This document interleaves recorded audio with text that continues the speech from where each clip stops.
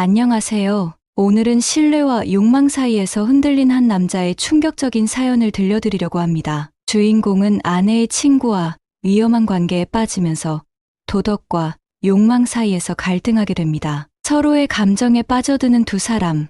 과연 이들의 선택은 어떤 결말을 맞이하게 될까요? 그럼 지금부터 이야기를 시작하겠습니다. 나는 올해 40, 결혼 8년 차의 평범한 남자다. 아내와는 크게 싸우거나 문제될 일 없이 안정적인 결혼 생활을 이어왔다. 적당히 사랑했고 적당히 익숙했다. 하지만 그 익숙함이란 것이 때로는 위험한 틈을 만든다는 걸 나는 너무 늦게 깨달았다. 아내에게는 오랜 친구가 한 명 있었다. 이름은 수아. 수아는 대학 시절부터 아내와 친하게 지낸 친구로 결혼 후에도 자주 우리 집에 드나들었다. 늘 세련되고 당당한 분위기를 풍겼고 솔직히 첫인상부터 인상 깊었다. 특히 수아는 나에게 장난기 가득한 농담을 던지곤 했다. 형부는 진짜 멋있어요. 언니가 부럽다니까요. 나는 그저 웃으며 넘겼지만 그런 농담들이 반복되다 보니 점점 그녀가 의식되기 시작했다. 어느 날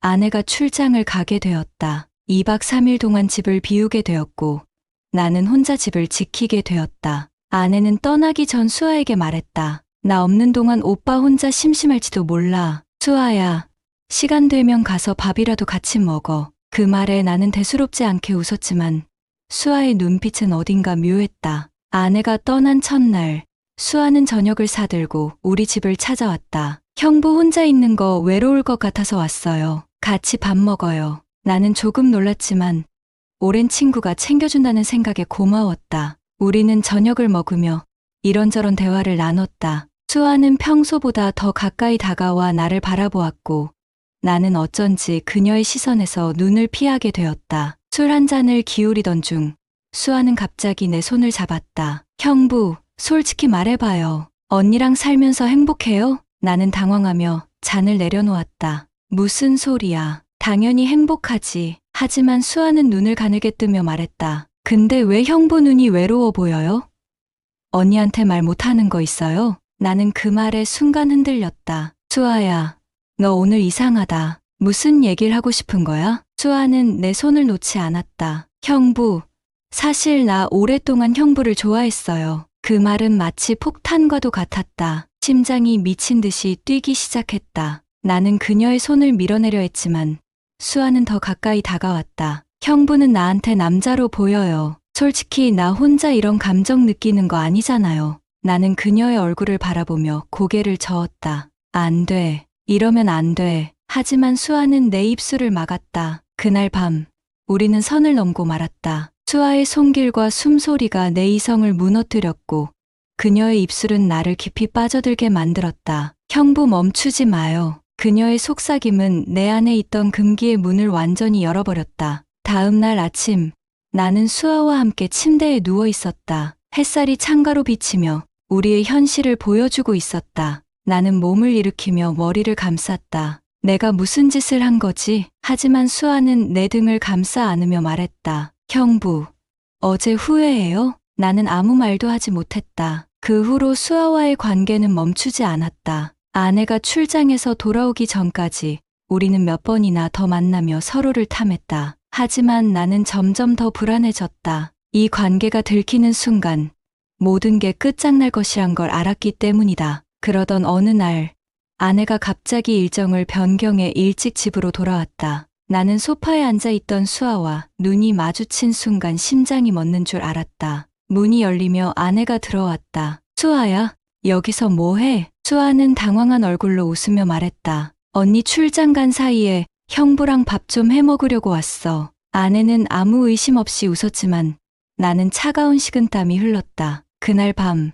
나는 혼자 침대에 누워 심장이 두근거리는 걸 멈출 수 없었다. 이게 언제까지 숨겨질 수 있을까? 수아와의 관계는 그날 이후로 걷잡을 수 없이 깊어졌다. 아내가 출장을 마치고 집으로 돌아온 뒤에도 우리는 몰래 연락을 주고받았다. 수아는 틈만 나면 나에게 메시지를 보냈다. 형부, 오늘 보고 싶어요. 언니 몰래 잠깐 볼 수 없어요? 나는 그런 수아의 메시지를 보면서도 죄책감과 욕망 사이에서 갈등했다. 하지만 결국 나는 그녀를 만나러 갔다. 그날 밤, 우리는 모텔에서 만났다. 수아는 침대에 앉아 나를 바라보며 말했다. 형부, 나 이제 진짜 형부 없으면 안 돼요. 어떡해요? 우리 멈출 수 있을까요? 나는 그녀를 끌어안으며 속삭였다. 수아야, 우리 너무 멀리 온 것 같아. 하지만 수아는 내 입술을 막으며 말했다. 지금 이 순간만 생각해요. 형부, 나 지금 너무 행복해요. 그녀의 손길과 숨결이 다시 내 이성을 무너뜨렸다. 우리는 점점 더 대담해졌다. 아내가 잠시 외출한 틈을 타 집에서 만나는 일도 있었다. 형부, 여기서 이러면 안 되는 거 알면서도 멈출 수가 없어요. 나는 수아의 허리를 감싸며 말했다. 나도 그래. 하지만 이러다 들키면 진짜 끝이야. 수아는 나를 더 깊이 끌어안으며 속삭였다. 끝나면 어때요? 형부랑 함께라면 난 다 감수할 수 있어요. 그 순간만큼은 죄책감도 두려움도 사라졌다. 하지만 그날 이후로 아내의 눈빛이 달라지기 시작했다. 나는 아내가 나를 의심하고 있다는 걸 직감했다. 요즘 왜 이렇게 자주 수아랑 연락해? 둘이 무슨 얘기 그렇게 많이 해? 나는 당황하며 웃었다. 그냥 내 친구잖아. 가끔 안부나 물어보는 거지. 하지만 아내는 쉽게 넘어가지 않았다. 가끔 내가 모르는 얘기 더 있는 거 아니야? 휴대폰 좀 봐도 돼? 나는 순간 등줄기가 서늘해졌다. 왜 갑자기 휴대폰을 봐? 그럴 필요까지는 없잖아. 그 말에 아내는 더 의심스러운 표정을 지었다. 며칠 후 아내는 내 핸드폰을 몰래 확인했다. 수아와 주고받은 메시지들이 아내의 눈에 띄고 말았다. 보고 싶어요. 형부, 오늘 꼭 만나요. 아내는 핸드폰을 던지며 소리쳤다. 이게 뭐야? 너희 둘 도대체 무슨 관계야? 나는 얼굴이 하얗게 질려 말을 더듬었다. 그냥 장난이야. 수아가 가끔 농담하는 거지. 그런 거 아니야. 하지만 아내는 내 말을 믿지 않았다. 장난. 이게 장난이야? 보고 싶다. 만나고 싶다. 이런 말을 농담으로 해. 아내의 분노가 폭발했다. 솔직히 말해. 너랑 수아, 무슨 짓 한 거야? 나는 도망치듯 집을 나왔다. 그날 밤, 나는 수아의 집을 찾았다. 수아는 눈물을 흘리며 내게 말했다. 형수 언니가 다 알았죠? 어떡해요?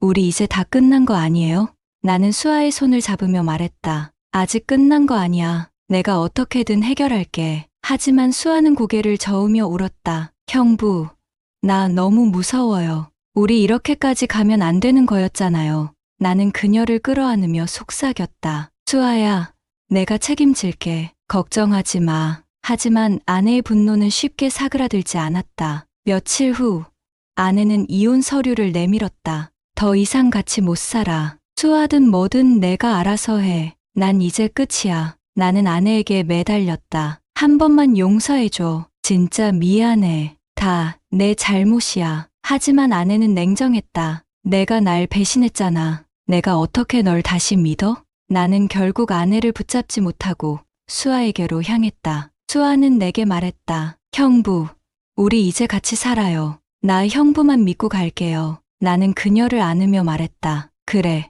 우리가 함께하면 다 이겨낼 수 있을 거야. 하지만 내 마음속에는 불안감이 여전히 가득했다. 수아와 함께 사는 동안 나는 그녀를 사랑하면서도 점점 무거워지는 현실을 느끼기 시작했다. 사람들의 시선, 친구와 가족들의 손가락질, 그리고 아내에게서 받았던 마지막 메시지. 행복하지 않았으면 좋겠어. 그 말이 머릿속을 떠나지 않았다. 수아는 점점 더 나에게 의존했다. 형부, 나 이제 형부 없으면 안 돼요. 나 절대 버리지 마요. 나는 그녀를 안으며 말했다. 걱정 마. 내가 지켜줄게. 하지만 그 말이 점점 무거운 짐처럼 느껴졌다. 시간이 지날수록 나는 죄책감에 시달렸다. 수아와의 관계는 처음에는 뜨거웠지만 점점 현실의 무게에 짓눌리기 시작했다. 나는 술에 취해 수아에게 말했다. 우리가 이렇게까지 했는데 정말 괜찮은 걸까? 수아는 눈물을 흘리며 말했다. 형부, 나 이제 어디로 가야 해요? 형부 없으면 난 끝이에요. 나는 그녀를 끌어안았지만 그 순간 우리는 이미 파국으로 향하고 있다는 걸 알고 있었다. 수아와 함께 지낸 지 2달이 지났다. 처음에는 뜨거웠던 욕망과 설렘이 우리를 묶어줬지만 시간이 흐를수록 현실의 무게가 점점 더 짓눌러 왔다. 수아는 점점 더 불안해했고 나는 죄책감과 후회에 시달리며 깊어지는 갈등 속에서 허우적거렸다. 어느 날 수아가 내게 말했다. 형부, 나 요즘 너무 불안해요. 형수 언니가 우리 가만히 둘까?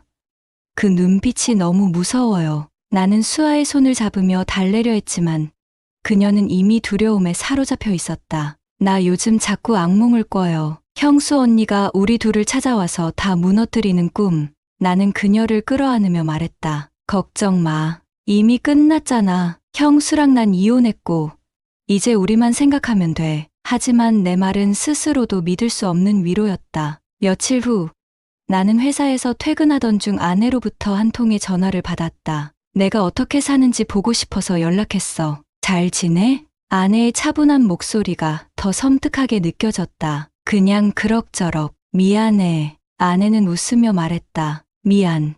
이제 와서 넌 나한테 평생 씻을 수 없는 상처를 줬어. 그리고 그녀는 마지막으로 덧붙였다. 너도 똑같이 아파봤으면 좋겠다. 그날 밤 나는 잠을 이루지 못했다. 아내의 목소리가 계속해서 머릿속을 맴돌았다. 수아는 그런 내 모습을 보고 불안한 눈빛으로 물었다. 형부 무슨 일이에요?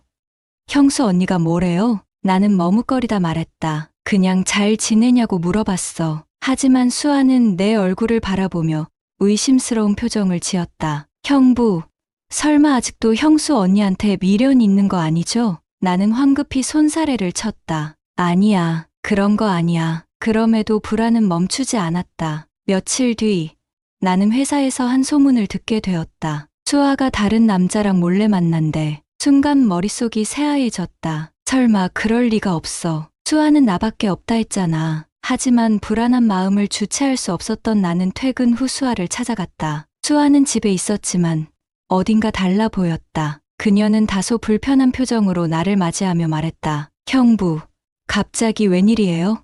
나는 숨을 몰아쉬며 물었다. 요즘 누구 만나? 다른 남자랑 연락해? 수아는 눈을 크게 뜨며 반문했다. 형부, 지금 나 의심해요? 내가 형부 버릴까 봐 불안한 거예요? 나는 그녀의 손을 잡으며 말했다. 아니야. 그냥 너한테 다른 사람이 생기면 난 진짜 끝이니까. 수아는 눈물을 흘리며 말했다. 형부, 나 형부만 바라보고 살았어요. 왜 이렇게 불안해해요?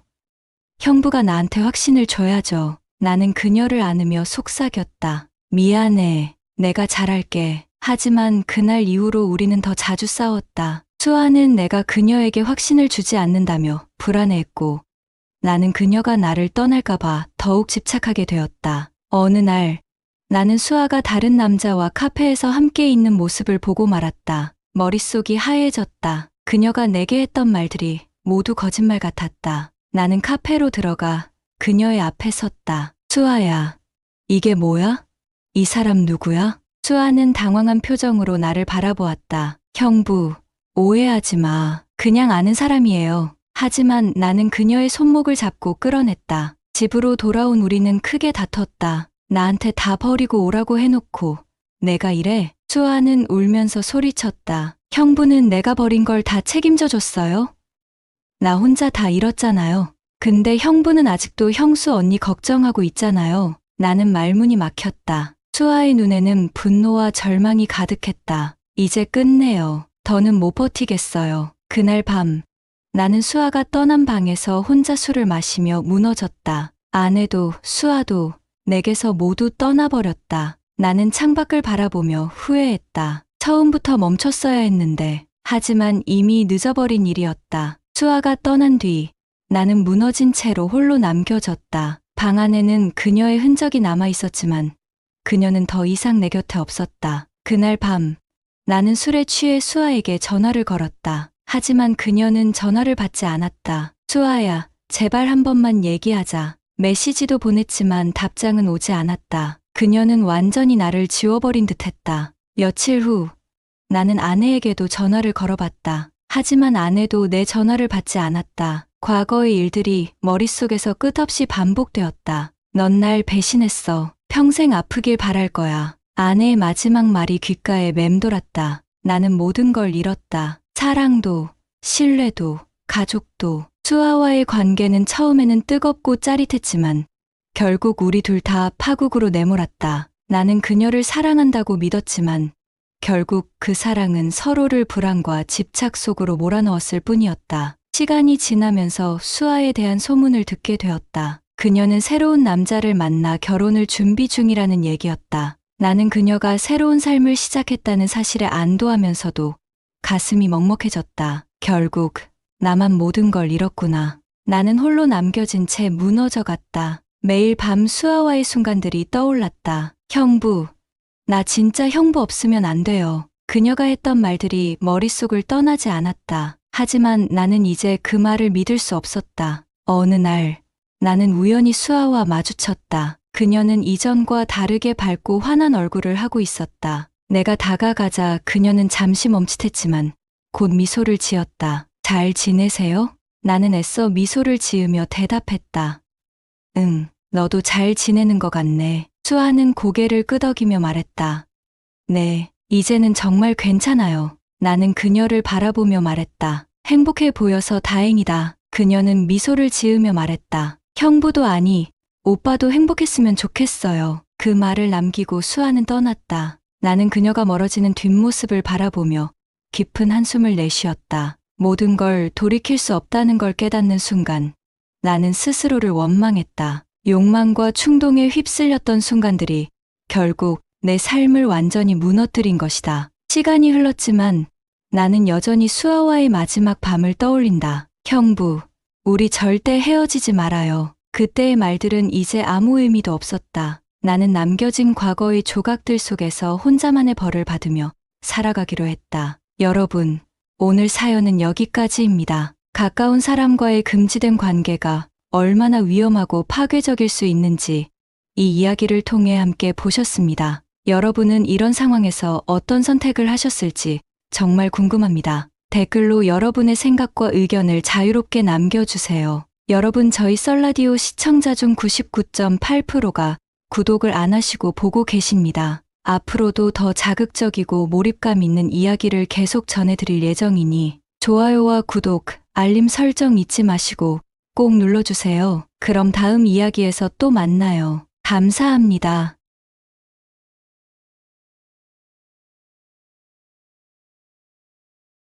오늘도 레전드 채널을 방문해주셔서 대단히 감사합니다.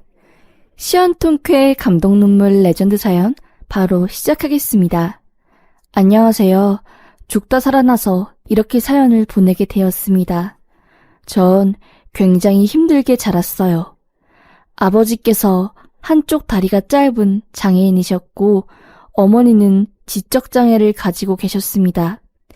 그래서 초등학교 때부터 제가 모든 일을 알아서 해야 했어요. 도시락을 싸가는 것도, 소풍 가기 전에 가방 챙기고 때가 묻은 카라 같은 것도 고사리 같은 손으로 제가 다 빨았습니다. 소위 애 늙은이였지요. 돈도 없고 제대로 먹지도 못해 딱 봐도 깡마르고 없이 자란 것 같은 저를 항상 잘 챙겨주는 친구들이 있었습니다. 그 친구들은 초등학교 1학년 때부터 저와 같은 반이었어요. 남자 2명과 여자 1명, 그리고 저까지 사총사였어요. 그 친구들은 저와 달리 집안이 어마어마하게 잘 살았습니다. 저도 동네는 강남권이었지만 거의 판자촌 같은 곳에 살았거든요. 말만 강남이지 재개발되기 직전에 허름한 원룸 같은 곳이었어요. 제 집도 아니었고요. 남자친구 2명은 부모님께서 검사 판사셨고 여자친구 부모님은 모 대학병원 산부인과 외래교수, 치대 전임교수셨습니다. 소위 엘리트 집안이었지요. 그런 친구들이 저를 차별하지 않고 오히려 본인들 맛있는 거 있거나 주말에 부모님과 놀러 갈 때가 있으면 부모님께 부탁해 저를 데려가기도 했습니다. 친구들의 부모님들은 인성이 정말 좋으셔서 꼬질꼬질한 저를 미워하지 않고 자식처럼 잘 챙겨주었습니다. 일부러 제 생일이 되면은 기죽지 말라고 백화점에 가서 옷을 한 다발 사주기도 했고요. 동정이 아니라 생일이니까 선물 주는 거라고 하면서 위축되지 않게 일부러 그런 식으로 옷을 사주었고요. 하여튼 친구들은 제 평생의 은인이었습니다. 그런 친구들 덕분에 자신감도 많이 생기고 든든했어요. 중학교 올라가서는 제가 공부에 두각을 많이 나타내 친구들이 저에게 공부 도움 요청을 하기도 했고요. 친구들 부모님들도 학원도 안 다니는데 항상 전교권을 웃도는 저를 신기하게 보셨습니다. 그리고 고등학교에 올라가서 저희는 뿔뿔이 흩어졌습니다.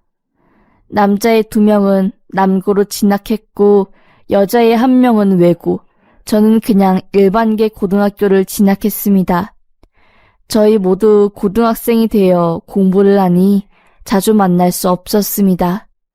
그래도 항상 핸드폰으로 안부를 주고받았지요. 그러다 저희가 고등학교 3학년이 될 무렵 일이 터졌습니다. 저와 세상에서 제일 친한 여자친구였던 그 아이가 세상을 떠나게 된 거였습니다. 항상 저희 사총사 앞에서는 웃는 모습만 보이던 그 친구가 어느 순간부터 얼굴에 그늘이 지더니 연락도 안 받고 그랬거든요. 그냥 공부하느라 바쁜 줄로만 알았지요. 그런데 알고 보니 그 친구가 남자친구와 잠자리를 가졌는데 남자친구가 그 사실을 학교 애들한테 떠벌리고 다니고 안 좋은 소문을 내서 그 친구가 어마어마하게 스트레스를 받았나 봐요. 사실 10대 애들한테는 그런 소문이 치명적이잖아요. 어른이면 아무렇지 않은데 친구가 복도에 지나갈 때마다 애들이 걸레라고 놀리고 귓속말을 하니 버티기가 힘들었나 봅니다. 결국 그 친구는 고등학교 3학년 올라가는 겨울, 그날 세상을 떠났어요. 소식을 들은 저와 남자친구들은 충격에 휩싸였습니다. 저는 차오르는 분노를 참지 못해 친구의 학교에 찾아가서 난동을 피울 정도였어요. 남자애들 있는 반에 문을 하나씩 열며 소리쳤지요. 내 친구 죽게 한 년놈들 누구야? 누구냐고. 가만 안 둬. 똑똑히 들어. 그런 소문을 듣고 왈가왈부한 니네들도 살인자야. 알겠어? 소문 퍼뜨린 놈 당장 나와. 하면서 막 대걸리 휘두르고 정말 난리도 아니었습니다. 한 여자애가 남이 학교에 찾아와 죽일 기세로 달려드니 학교에 상주하는 경비, 순찰관 분들이랑 학교 선생님들이 저를 끌어내고 저희 학교에 찾아오셔서 사건 설명하시고 거의 저는 퇴학 직전까지 갔습니다. 제가 다른 학교에서 난동을 피웠다는 사실 때문에 저희 학교에 있던 애들도 절 이상하게 보고 따돌리기 시작했어요. 그런데 전 떳떳했어요. 내가 뭘 잘못했냐고.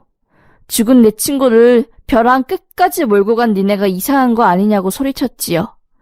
사총사에 있던 남자친구들도 분노를 참지 못하고 한 번도 눈물을 보이지 않았던 그 애들이 친구의 장례식에서 이틀 내내 너무 울어 눈을 뜰 수 없을 지경이었고요.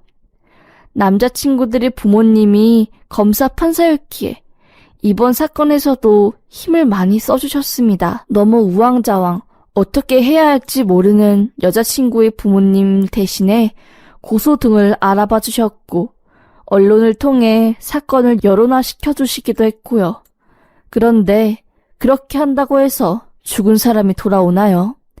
저와 남자친구들은 가슴에 큰 대못이 새겨졌습니다. 사총사에서 삼총사가 된 저희는 다짐했지요. 우리 서로 힘든 일 있으면 그냥 가만히 내버려 두지 말고 발벗고 도와주자. 서로가 서로의 끈이 되어서 바다에 침몰하지 않게 잡아주자 하면서요. 그렇게 정말 말도 안 되는 일이 생긴 뒤 저는 학업을 거의 포기하다시피 했습니다. 문과에서 전교 1등을 줄곧 했던 저는 그 사건 이후로 아예 공부에서 손을 뗐고요. S대 법학과에 들어가서 법관이 되는 게 꿈이었던 저는 이유 없는 무력감을 느꼈습니다. 실제 그 사건이 터졌을 때 아무리 좋은 변호사, 부장 출신 판사 변호사를 써도 친구를 죽음으로 내몬 애들이 실질적으로 처벌받은 것은 없었기 때문입니다. 남자친구들은 그래도 학업을 포기하지 않고 공부해 소위 명문대에 들어갔지만 전 그러지 못했어요. 그냥 국립대 4년제 학교에 들어갔습니다. 졸업도 겨우 했어요. 부모님보다 더 의지한 친구였기에 친구의 상실이 저에게 우울감을 불러일으킨 것 같아요. 대학교 졸업 후 호주로 워킹홀리데이를 몇 년 갔다 오고 나서 모은 돈으로 한국으로 들어와 카페를 차렸습니다. 무슨 생각이었는지 몰라요. 당연히 쫄딱 망했고 그때부터 제 인생은 나락으로 떨어졌습니다. 빚더미에 나앉으니까 사람들의 시선이 무서워지더라고요. 당연히 사총사 친구들 연락도 다 씹었습니다. 사총사 남자애들이 저를 찾겠다고 제 학교에 전화까지 하고 사방팔방 저를 찾아다녔다는데 저는 감쪽같이 자취를 숨겼네요. 너무 창피했어요. 친구들은 이미 학교를 졸업해서 한 명은 변호사, 한 명은 형사가 돼서 승승장구했는데 나만 초라하게 이렇게 나락에 떨어진 것 같았습니다. 엎친 데 덮친 격으로 부모님도 돌아가셨고요. 그러다 제가 홧김에 남자를 만나게 되었어요. 워킹 홀리데이에서 만난 애였는데 그 남자애는 호주에 있을 때부터 저를 좀 심하게 짝사랑했습니다. 집착이라고 말할 정도로요. 그런데 사람이 힘드니까 사리 분별이 안 되더라고요. 그냥 도필성으로 그 남자와 연애를 하고 의지했습니다. 그리고 아이가 생겨서 거의 도피 결혼을 했고요. 결혼한 사실도 사총사 애들 모르게 했어요. 그렇게 혼인신고만 하고 저는 시댁으로 들어가 살았는데 시어머니께서 어마어마한 상또라이셨습니다. 저를 한시라도 가만두지 못하셨어요. 전 원래 굉장히 강하고 남들 앞에서 힘든 티를 잘 안 내는 성격이었어요. 워낙 어릴 때부터 모든 걸 혼자 했어야 했기 때문이에요. 하여튼 그런 성격인데 배가 점점 불러오고 입덧이 심해지자 정신이 없더라고요. 그래서 시어머니랑 같이 밥 먹다가도 못 참겠으면 화장실로 달려가 막 토하고 그랬어요. 그런 모습이 시모께서는 못마땅했나 봅니다. 토하고 온 제 머리를 손가락으로 툭툭 치며 적당히 하라고 어디서 쇼를 하냐며 지금 나 먹이냐며 뭐라고 했습니다. 그것뿐만이 아니에요. 막말? 당연히 서슴지 않았습니다. 시모께서는 제가 죽기를 바라는 사람이셨어요. 저 때문에 지 아들 앞길이 막힌 줄 아는 사람이었습니다. 시댁이 못 사는 집안은 아니었는데 그렇더라도 잘 사는 집안은 아니었어요. 남편은 서울권 4년제 대학을 나와 취업을 못하고 프리랜서로 일을 했는데 시모께서는 본인 아들이 판검사, 의사 며느리를 결혼할 줄 알았나 봅니다. 가당키나 하나요? 그래서 맨날 저를 천하고 이 세상에서 없어져야 할 존재로 보셨어요. 어쩌다 시모 핸드폰 어플을 정리해드리다가 네이버 검색창을 봤는데 검색 기록이 상상 초월이더라고요. 임산부한테 안 좋은 음식, 유산시키는 방법, 산후조리에 안 좋은 음식, 건강 악화 급사 이런 것들이었습니다. 그걸 본 순간 온몸에 소름이 쫙 돋았습니다. 남편한테 말도 못하고 그냥 미쳤구나 싶었어요. 설마 했지요. 설마 나한테 그런 짓을 하려고 이런 걸 검색했나 싶었습니다. 그렇게 시간이 조심스럽게 흘렀고 제가 아이를 낳게 되었어요. 아이를 낳는 도중에 제가 쇼크가 오고 거의 정말로 죽을 뻔했습니다. 어떻게 애를 낳았나 생각도 안 날 정도였어요.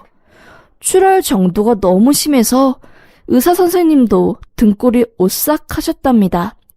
그래도 어찌저찌 순산한 뒤 몸의 회복을 위해 입원을 했습니다. 그런데 거기서 일이 터진 거였지요.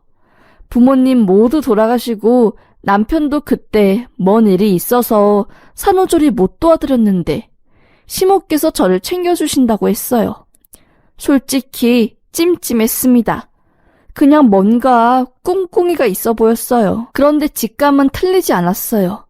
산후조리원에서 나온 음식을 먹고 있었던 제가 거품을 물고 쓰러지게 된 겁니다. 순간 정신이 아득해지면서 목이 타는 듯한 고통이 느껴졌어요. 간신히 제가 팔로 비상벨을 눌러서 방으로 사람들이 들어왔고 저는 대학병원으로 실려갔습니다. 이게 대체 어떻게 되는 일인지 병원 측에서도 황당했어요. 결국 경찰 조사에 들어갔습니다. 그런데 사총사 중 한 명이 형사가 되었잖아요. 그 사건을 담당한 형사, 경찰관이 제 절친 사총사 남자였습니다. 그 아이가 깜짝 놀라서 변호사가 된 사총사 중 한 명에게 말했나 봐요. 그 친구는 대학 로펌에 들어가서 2년 뒤 법 선진국으로 유학을 가기로 예정되어 있을 만큼 유능한 친구였습니다. 친구들은 저를 찾았다는 것에 한 번 놀라고 제가 이 미스테리한 사건의 주인공이었던 거에 2번 놀란 거였지요. 형사였던 친구는 병원 CCTV를 돌려보고 충격적인 결과를 알게 되었습니다. 알고 보니 산후조리원에서 나온 그 음식들을 시모께서 중간에 가로채 그 안에 락스를 넣은 거였습니다. 병원 비상계단에서 락스를 넣는 모습이 비상계단 밖에 있던 CCTV에 측면으로 아주 짧은 장면 잡힌 거였습니다. 그 사실을 듣고 친구는 극대노에서 바로 본인 회사에서 나오는 고급 세단을 몰고 저에게 찾아왔습니다. 어떻게 이런 일이 있는데 말도 안 했냐고. 우리가 너를 얼마나 찾은 줄 아냐고. 제발 힘든 일이 있으면 말 좀 하라고 하며 제 변호를 맡아주겠다고 선뜻 나서주었네요. 나 실력 좋다고 우리 로펌에서도 손꼽는 인재니까 나만 믿으라고 하면서요.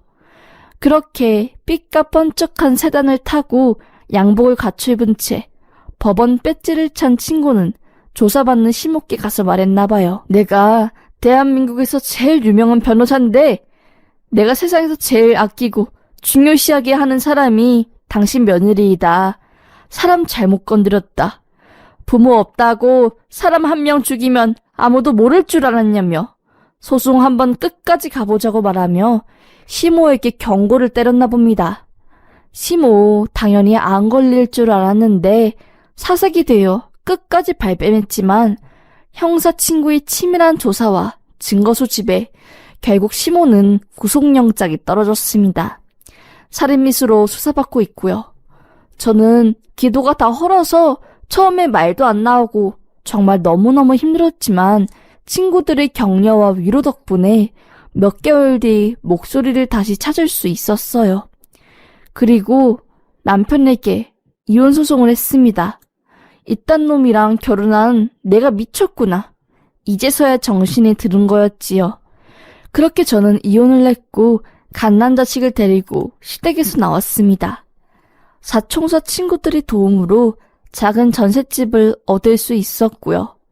시모는 1심에서 징역형이 떨어졌는데 생각보다 낮은 형량에 저희는 항소를 했습니다. 마음 같아서는 무기징역을 받고 평생 감옥에서 썩었으면 좋겠어요. 그래도 사총사 변호사 친구와 형사 친구 덕분에 소송 준비 그렇게 힘들지 않았습니다. 심적으로 의지가 됐거든요. 친구들은 말하더라고요. 너 왜 그동안 꽁꽁 숨기고 혼자 없어졌냐고. 은지 그렇게 허망하게 가고 나서 우리 약속한 거 아니냐고. 서로 도와주고 끈이 되어주기로. 앞으로는 절대 말없이 사라지지 말고 제발 우리한테 의지하라고 하며 저를 꼭 안아주었네요. 저는 펑펑 울었어요. 이런 친구들이 내가 있어준 것만으로도 난 복받은 사람이구나. 정말로 친구들에게 잘해주고 은지를 생각해서라도 살아가야겠다 마음을 먹었습니다. 정말 듣기만 해도 등골이 오싹해지는 큰일이었지요. 전 지금 마음을 추스리고 아이랑 잘 지내고 있습니다. 이 심을 얼마 안 남기고 싱숭생숭한 마음에 이렇게 글을 적게 되었습니다. 친구들 봐서라도 열심히 살아야겠지요. 하여튼 제 사연 읽어주셔서 감사합니다.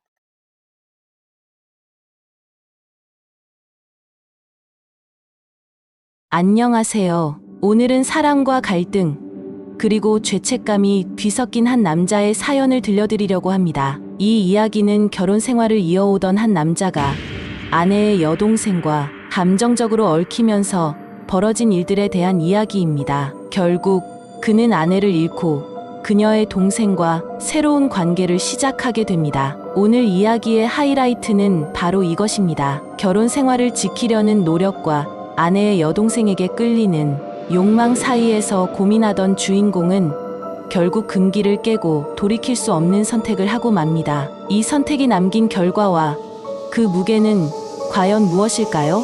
지금부터 시작합니다. 저는 35살의 평범한 남자입니다. 5년 전 사랑하는 아내와 결혼하며 누구보다 행복한 가정을 꾸리게 되었죠. 아내는 정말로 특별한 사람이었습니다. 제가 힘들 때도 아내는 언제나 제 옆에서 밝은 미소로 저를 응원해 주었죠. 그녀의 따뜻한 배려와 사랑 덕분에 저는 항상 제 자신이 운이 좋은 사람이라고 생각했습니다. 하지만 제 결혼 생활에 예상치 못한 균열이 생긴 건 아내의 동생이 자주 집에 오기 시작하면서부터였습니다. 아내에게는 6살 어린 여동생이 있습니다. 대학을 막 졸업한 그녀는 아직 젊고 자유로운 에너지가 넘치는 사람이었어요. 첫인상부터 그녀는 매우 매력적인 인물이었습니다. 활기찬 웃음소리와 어디서나 돋보이는 자신감이 있는 사람이었죠. 하지만 그녀는 저에게 아내의 가족일 뿐이었기에 저는 그녀를 단순히 처제로 받아들였습니다. 아내와 그녀는 매우 가까운 사이였습니다. 아내는 제가 보기 드물게 친한 사람을 만난다고 자주 말하곤 했죠. 그래서인지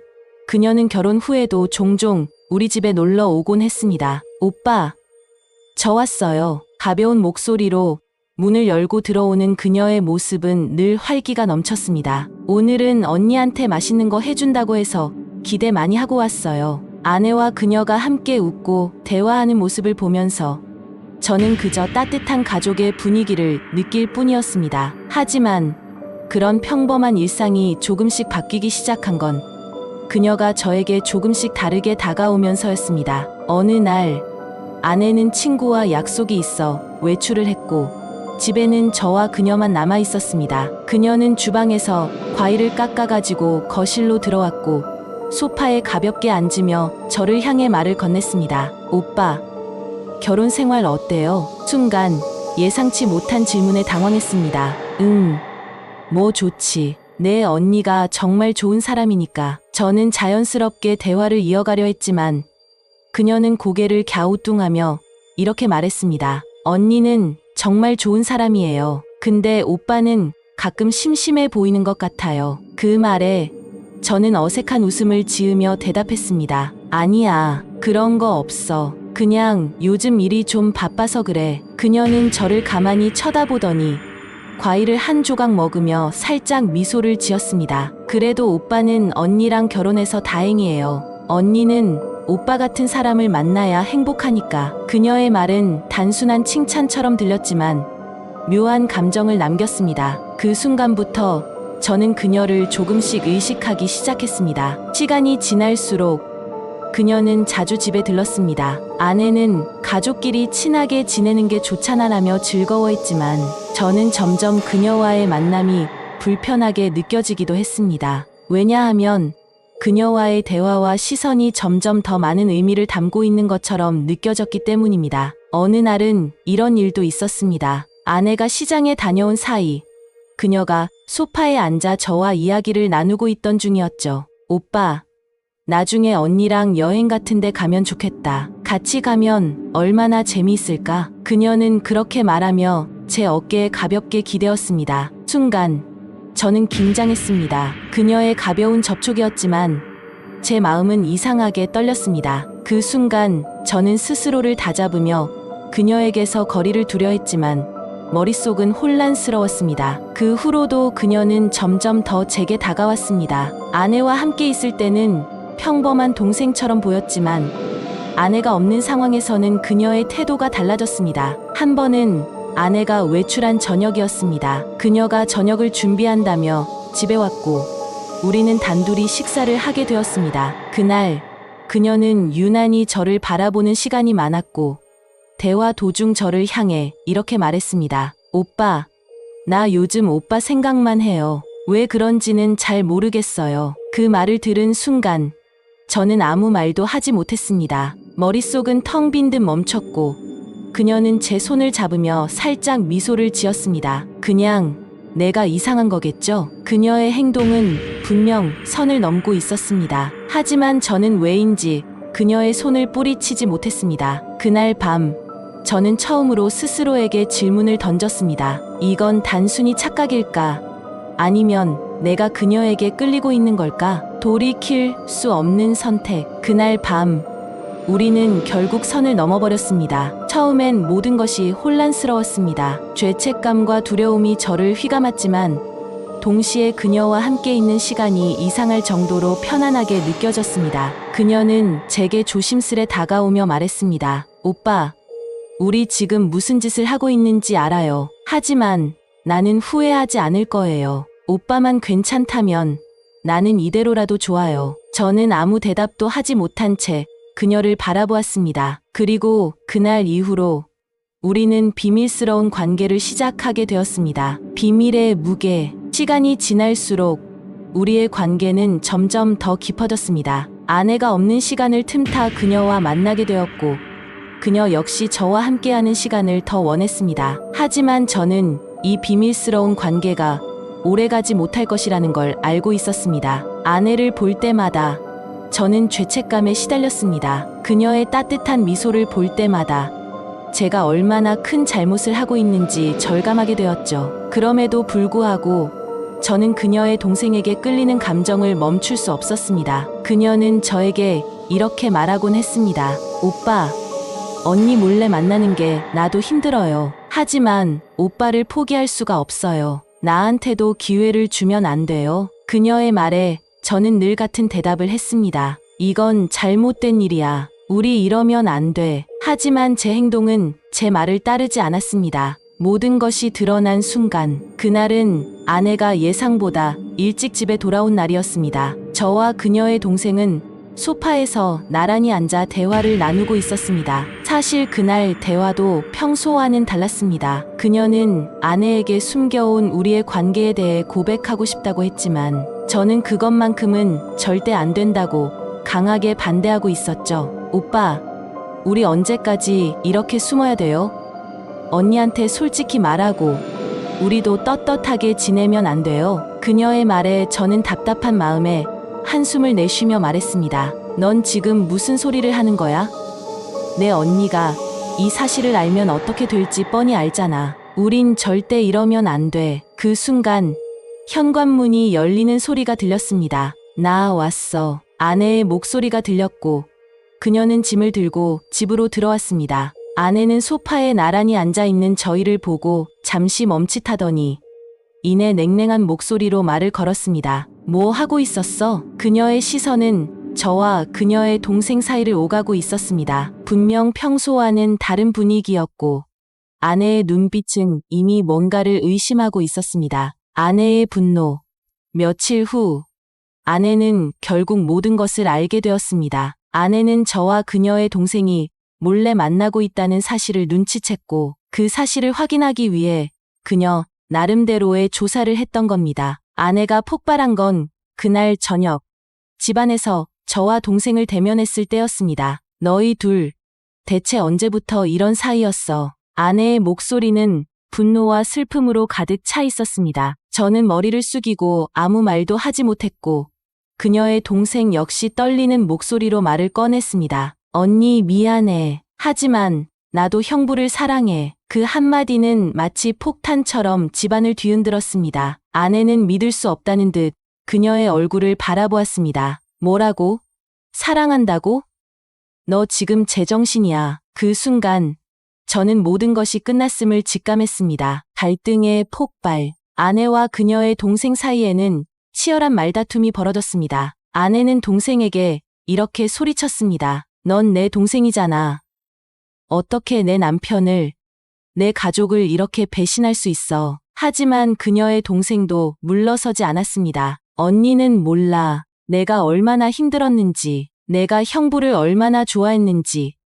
언니가 형부를 사랑한다고 해서 내가 내 감정을 없앨 수는 없잖아. 두 사람은 서로를 향해 울부짖으며 비난을 쏟아냈습니다. 저는 두 사람 사이에서 아무 말도 하지 못한 채 서 있을 뿐이었습니다. 그 순간 아내가 저를 향해 손가락을 가리키며 이렇게 말했습니다. 그리고 너 대체 왜 이랬어? 내가 나한테 이럴 수 있는 사람이었어. 저는 아무 대답도 하지 못했습니다. 왜냐하면 제가 무슨 말을 해도 이 상황을 돌이킬 수 없다는 걸 알고 있었기 때문입니다. 아내의 퇴장. 결국 아내는 짐을 싸서 집을 떠나기로 결정했습니다. 그녀는 짐을 싸며 마지막으로 저를 향해 이렇게 말했습니다. 너는 나한테 정말 잔인한 사람이야. 내가 내 옆에 있었던 5년이 이렇게 끝날 줄은 몰랐어. 이제 너랑 내 선택한 사람, 둘이 잘 살아봐. 그녀는 문을 닫고 나갔고 저는 그녀의 뒷모습을 바라보며 무너지는 마음을 느꼈습니다. 하지만 이상하게도 그녀가 떠난 뒤에 남은 건 슬픔과 죄책감만이 아니었습니다. 그녀의 동생이 제 옆에 있다는 사실이 어쩐지 저를 위로하는 것처럼 느껴졌습니다. 갈등의 여파. 아내가 떠난 뒤 저는 그녀의 동생과 함께 남겨졌습니다. 하지만 상황이 끝난 건 아니었습니다. 아내는 제게 가끔씩 메시지를 보내며 저를 원망하는 말을 남겼습니다. 너희 둘 절대 행복할 수 없을 거야. 내가 날 배신한 대가를 언젠가 치르게 될 거야. 그 메시지를 볼 때마다 저는 마음이 무거워졌습니다. 하지만 그녀의 동생은 저를 붙잡으며 이렇게 말하곤 했습니다. 오빠, 이제는 나만 봐요. 언니는 이제 없는 거잖아요. 우리도 행복할 수 있어요. 저는 그녀의 말을 들으며 그녀를 안아주었지만 제 마음 한편에는 여전히 죄책감과 후회가 자리 잡고 있었습니다. 그녀가 떠난 뒤 집은 한동안 정막 속에 잠겼습니다. 아내의 흔적이 곳곳에 남아 있었지만 그녀는 더 이상 이 집에 없었습니다. 남은 건 저와 그녀의 동생뿐이었습니다. 아내가 떠난 첫날 밤, 그녀는 조심스레 제 옆에 앉으며 이렇게 말했습니다. 오빠, 이제 우리 어떻게 해야 할까요? 그녀의 목소리는 떨리고 있었습니다. 저도 머릿속이 복잡했지만 그녀에게 차마 대답하지 못했습니다. 그저 아무 말 없이 그녀의 손을 잡고 침묵 속에 머물렀습니다. 시간이 흐르면서 우리는 새로운 일상을 만들어가고 있었습니다. 하지만 그 과정은 결코 순탄하지 않았습니다. 아내와 함께했던 공간에서 그녀와 새로운 관계를 시작한다는 건 쉬운 일이 아니었습니다. 벽에 걸린 사진, 주방의 물건, 침대 시트 하나까지도 모든 것이 아내의 흔적으로 가득 차 있었습니다. 그녀는 제게 다가와 조심스럽게 물었습니다. 오빠, 우리 새로운 집으로 이사 가는 게 어때요?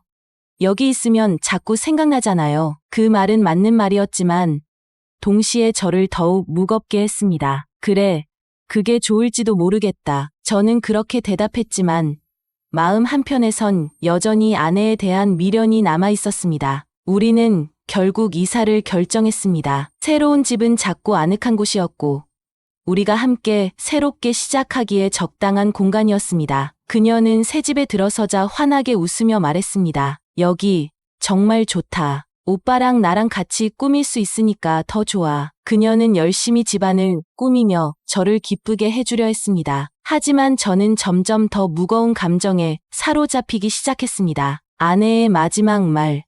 두고 봐. 넌 절대 행복할 수 없을 거야. 라는 말이 떠오를 때마다 저는 그녀와의 관계에 확신을 갖지 못했습니다. 어느 날 밤, 그녀는 저를 보며 물었습니다. 오빠, 나랑 있는 게 힘들어요? 그녀의 눈빛에는 걱정과 슬픔이 담겨 있었습니다. 저는 고개를 저으며 말했습니다. 아니야. 너랑 있는 게 힘든 건 아니야. 그냥 내가 이 상황을 잘 받아들이지 못해서 그런 것 같아. 그녀는 제 손을 꼭 잡으며 이렇게 말했습니다. 오빠, 난 지금이 행복해요. 오빠도 나랑 있으면 행복했으면 좋겠어. 우리 과거 생각하지 말고 그냥 앞으로만 보고 살자. 그녀의 말은 진심이었고 저는 그 진심에 의지하려 노력했습니다. 하지만 문제는 우리가 단둘이 있을 때뿐만 아니라 세상 밖에서도 계속 이어졌습니다. 아내의 지인들과 가족들, 그리고 우리 주변 사람들은 우리가 어떤 관계인지 궁금해하기 시작했습니다. 너희 아내는 어디 갔어?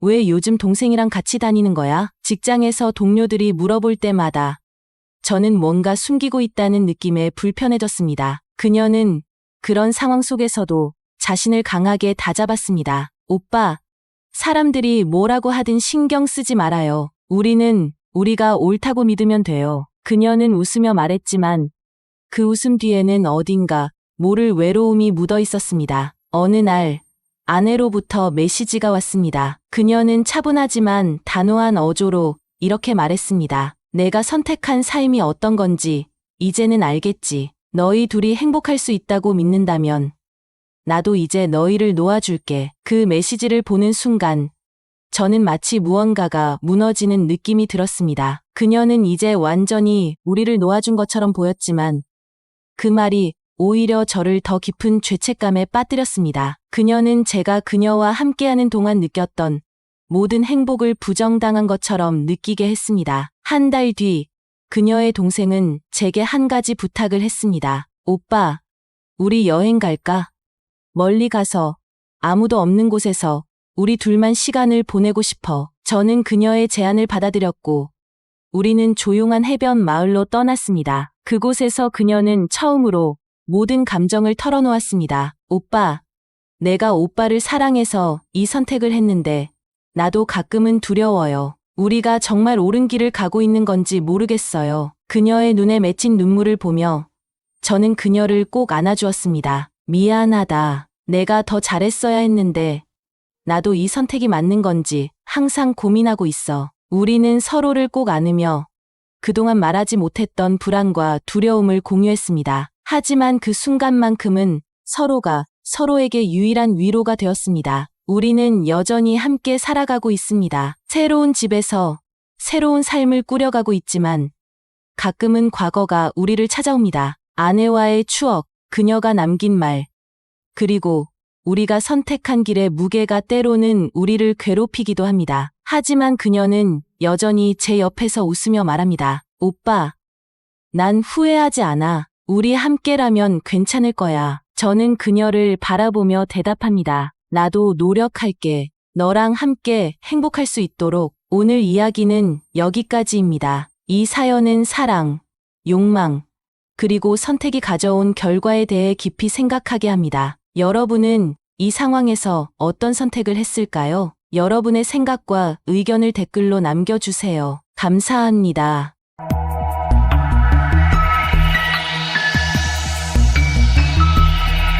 레전드 채널을 방문해주셔서 대단히 감사합니다. 시원통쾌 감동 눈물 레전드 자연 바로 시작하겠습니다. 안녕하세요. 요 며칠 정말 너무나 기가 막힌 일이 생겨서 이렇게 사연을 보내게 되었습니다. 제가 한 10여 년 전쯤에 아래 반지하방에 세를 줬던 적이 있어요. 그때 당시 남편 사업이 잘 되어서 집이 있었고 아이가 없는 저희는 밑에 지하방을 쓸 일이 없었기에 세를 줬지요. 그때 20대 초반 여학생 1명이랑 중학생으로 보이는 학생, 자매 2명이 들어왔어요. 거기가 물도 새고 곰팡이도 잘 피고 원래 창고로 쓰던 곳이라 안 들어오면 말고 하고 굉장히 싸게 내놨었거든요. 다른 곳보다 거의 반값으로 내놨으니 말이죠. 얼핏 들어보니 부모님은 안 계시고 언니가 일하면서 동생 학비 대고 밥 먹이고 그런다고 들었어요. 참 그 나이에 딱하다. 자세한 사정은 조심스러워서 물어볼 수가 없었습니다. 중학생 여자애는 어찌나 인사성이 바른지 저희 부부와 마주칠 때면 항상 큰 소리로 아줌마 아저씨 안녕하세요 라고 명량하게 인사해주고 참 착했습니다. 언니도 항상 마주치면 인사하고 그랬지요. 애들이 가난하게 산다는 걸 알고 있었기에 종종 과일이나 과자나 쌀 같은 걸 주고는 했지요. 뭐 맛있는 게 있으면 항상 얘네들 생각이 나서 그냥 먹을 수가 없더라고요. 그러던 어느 날 두부 파는 아저씨한테 두부 한 모 사서 오는데 옆쪽 건물 쓰레기통에서 여자애가 낑낑대는 소리가 들리더라고요. 아니, 웬 쓰레기통 속에서 사람 소리가 들리나 하고 그쪽으로 슬쩍 고개를 내밀어 보았지요. 어머나. 그런데 저희 지하방에서 사는 애들이 거기서 봉지에 담겨져 있는 이불을 꺼내고 있는 겁니다. 저는 깜짝 놀라서 아니 얘들아 지금 거기서 뭐하니? 라고 했고 아이들은 화들짝 놀라면서 아니 이불이 필요해서요 라고 얼버무리더라고요.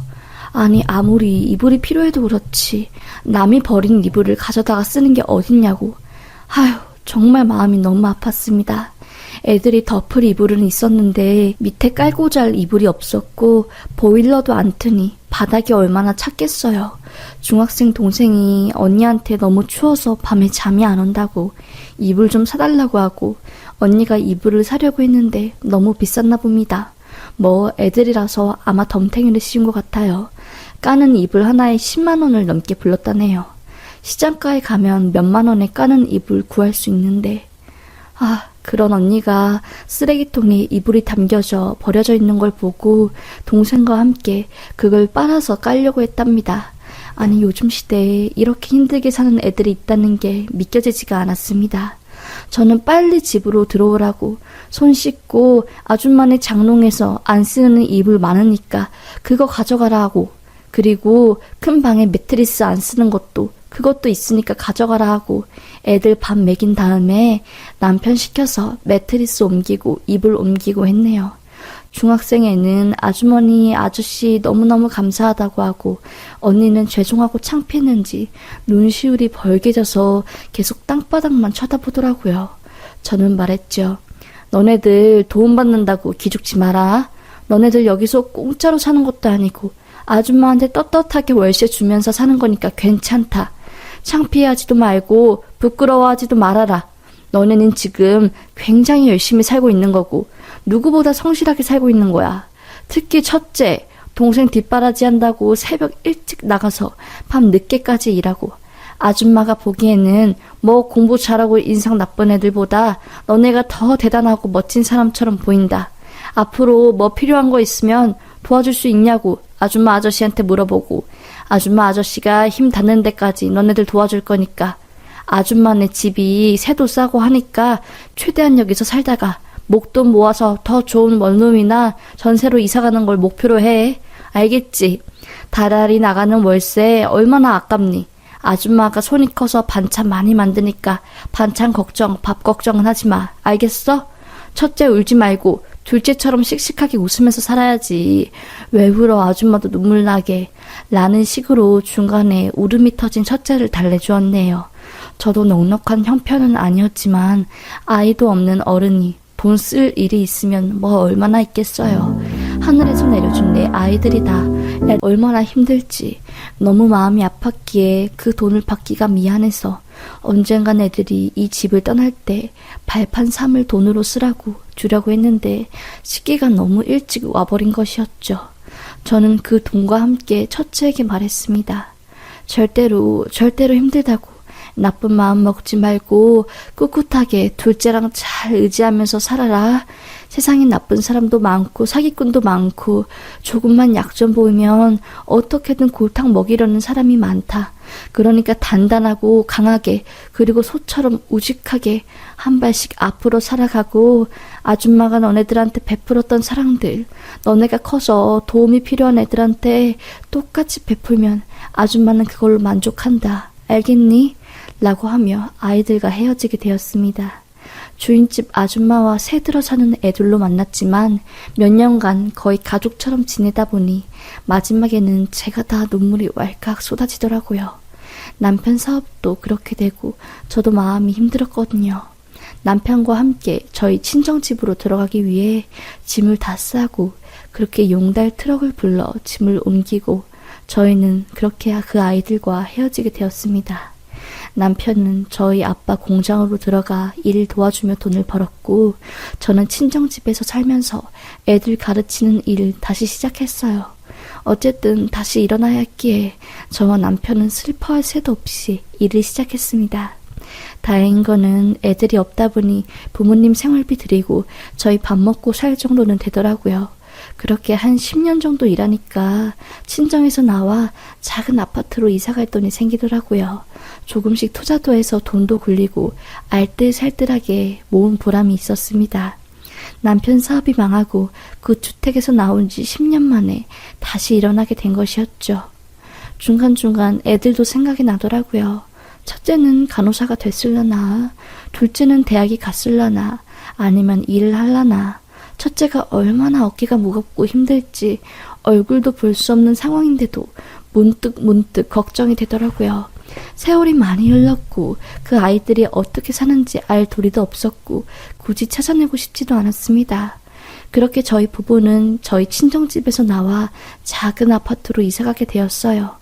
그런데 산 넘으면 산이라고 저희 남편이 동창회에 가기 전 옷을 산다고 한 쇼핑몰에 갔는데 그곳에서 갑자기 쓰러진 겁니다. 병원에서 저에게 연락이 왔고 빨리 병원으로 오라고 해서 저는 심장이 덜컥 내려앉은 채로 거의 옷도 제대로 못 입고 갔습니다. 남편은 병실에 누워있었고 다행히 정신을 차린 모양이더라고요. 신경과에서 선생님이 오셨고 뇌전증으로 인한 간질 증상이라고 하시더라고요. 다행히 수술이 필요한 정도는 아니고 약물 치료를 하면 발작 증세는 괜찮아질 거라고 하시더라고요. 저는 남편을 보면서 괜찮냐고 갑자기 왜 아픈 거냐고 울면서 남편을 막 쓰다듬었는데 남편은 배실배실 웃으면서 손가락으로 병실 밖 의자를 가리키더라고요. 수연이가 나 살려줬어 라고 하는 겁니다. 남편은 쓰러진 직후라 그런지 약간 발음이 어눌했지만 뚜렷이 들렸어요. 수연이라고 하는 것을요. 수연이는 저희 예전 지하방에 살던 첫째 이름이었습니다. 부모님도 없이 홀로 동생을 뒷바라지하고 틈틈이 공부까지 해서 전문대 간호학과에 들어간 그 수연이 말입니다. 깜짝 놀라 저는 그 의자로 달려갔습니다. 여리여리한 단발머리 애가 앉아있더라고요. 고개를 숙이고 핸드폰을 하고 있길래 혹시 수연이니? 라고 하니까 벌떡 고개를 들더니 저를 보고 아줌마! 하면서 왈칵 눈물을 흘리며 꼭 껴안는 겁니다. 그렇게 깡마르고 항상 아파 보이고 힘 없어 보이던 애가 10여 년이 흐른 지금은 너무너무 예쁘고 정말 숙녀가 다 됐더라고요. 저는 어떻게 된 일인지 수연이에게 물어보았습니다. 알고 보니 수연이는 주말이라 친구를 보러 저희가 살고 있는 지역으로 온 거고 거기 쇼핑몰에서 친구랑 옷을 사려고 둘러보고 있었답니다. 그러다 너무 익숙한 얼굴이 보였고 자세히 보니 주인 아저씨라는 걸 알게 된 수연이는 인사를 하려고 다가갔는데 남편이 거품을 물고 발작을 일으키며 쓰러지게 된 거고 간호사 일을 하고 있던 수연이는 간질 증세로 의심되어 기도 확보와 혀를 보호하기 위해 고개를 왼쪽으로 돌리고 신속하게 응급조치를 하며 병원에 연락을 한 거였답니다. 너무너무 기특하고 신기하고 정말 고마웠습니다. 은혜를 이렇게 갚다니 정말 베푼 대로 돌아오는구나. 결국 간호사가 된 수연이가 너무 기특했고 또 저희 남편을 살려준 수연이가 너무 대단해 보였습니다. 수연이 동생은 벌써 모 대학교 경제학과를 졸업해 떳떳하게 사회의 한 일원으로서 직장 생활을 하고 있다고 하더라고요. 남자친구도 있고 정말 제가 다 기분이 좋았습니다. 제 자식이 잘 된 것 마냥 뿌듯하고 기분이 좋더라고요. 이렇게 잘 커서 만나니 너무너무 아줌마가 기분이 좋다고 아줌마가 가끔씩 너네들 잘 살고 있나 걱정이 돼가지고 이러지도 못하고 저러지도 못하고 그래도 우리 수연이 똘똘하고 책임감 있으니까 잘 살 거라고 생각했는데 정말 실망시키지 않았네. 수연아, 얼굴 보기 너무 좋다. 인상이 너무 좋아졌어. 10년 전에는 근심 걱정 때문에 웃어도 얼굴에 그늘이 보였는데 지금은 너무너무 행복해 보여. 라고 하니 수연이도 취업하고 이제 동생도 지 살 길 찾고 자기도 나름 돈 모아서 작은 곳에서 자취도 하고 소소하게 행복한 거 찾으면서 사니까 전보다 훨씬 마음이 안정되고 행복하다고 하더라고요. 저희 부부한테 너무너무 감사했다고. 정말 아무것도 없었던 시절 정말 한 달 알바해서 한 달 살고 그렇게 지냈는데 그때 주인 아주머니네 못 만났으면 너무너무 끔찍했을 거라고 하면서 연신 감사의 인사를 전하더라고요. 수연이랑 동생이 잘 살고 있다니 제가 다 고맙고 행복했습니다. 그렇게 저희는 남편이 안정을 취하고 건강해지면 다시 만나는 것을 기약하고 헤어졌네요. 다행히 남편도 약물 치료가 가능하다 하고 우리 수연이도 잘 살고 있는 걸 보니 마음이 참 놓였습니다. 제가 도움 준 게 돌고 돌아 이렇게 수연이에게 도움을 받을 줄은 상상도 못했네요. 자꾸자꾸 생각나고 고마워서 저 혼자만 알기 아까워 이렇게 사연을 보냅니다. 감사합니다. 수연아, 아줌마가 항상 응원할게. 사랑한다.